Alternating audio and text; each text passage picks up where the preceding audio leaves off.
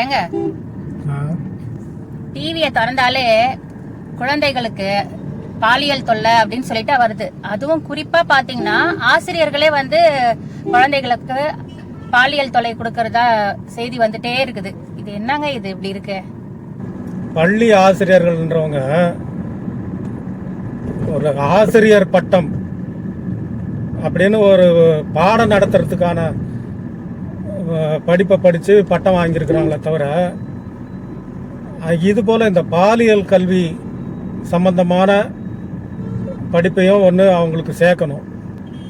ரெண்டாவது, 12ஆம் வகுப்பு வரை இருக்கிற மாணவர்களுக்கு ஆசிரியர்களாக பெண்களை மட்டுமே நியமிக்கணும், ஆண் ஆசிரியர்களே கூடாது. இப்போது 5ஆம் வகுப்பு வரை பெண் ஆசிரியர்கள்னு இருக்குல்ல, அதுபோல் 12ஆம் வகுப்பு வரையே பெண் ஆசிரியர்களே நியமிக்கணும்னு ஒரு சட்டத்தை கொண்டு வந்தால் இந்த ஆண்களுடைய வயிற்றுலையும் புலி கரைக்கும், இந்த ஆணாதிக்கம் ஒழியும்.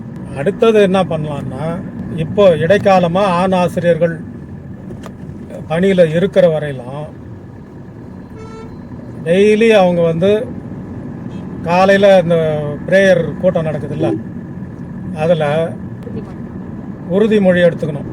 இங்கு படிக்கின்ற மாணவிகள் என்னுடைய குழந்தைகளை போன்றவர்கள், அவர்களை காப்பாற்றுவது என்னுடைய கடமை, அவர்களிடம் நான் மிகவும் மரியாதையுடன் நடந்து கொள்வேன் அப்படின்னு உறுதிமொழி எடுத்துக்கிறதோட, பாலியல் சீண்டலில் ஈடுபடுற ஆசிரியர்களுக்கு அதிகபட்ச தண்டனை வழங்கப்படும்னு பள்ளியில் அங்கங்கே போர்டு வைக்கணும். ப்ளஸ் மாணவிகளுக்கு விழிப்புணர்வு ஏற்படுத்துகிற வகையில் யாராவது பாலியல் சீண்டலில் ஈடுபடுறாங்க அப்படின்னா உடனடியாக அவங்க புகார் தெரிவிக்கிறதுக்கு ஹெல்ப்லைன் கொடுக்கணும். அங்கேயே வந்து ஒரு கவுன்சிலரை நியமிக்கலாம், அதுவும் பெண் கவுன்சிலரை நியமிக்கலாம். இது போல் பண்ணோம்னா கண்டிப்பாக இது பெருமளவுக்கு தடுக்கப்படும், அல்லது முற்றிலுமே நீங்கிடும் கொஞ்ச நாளில் அப்படின்னு நான் நினைக்கிறேன்.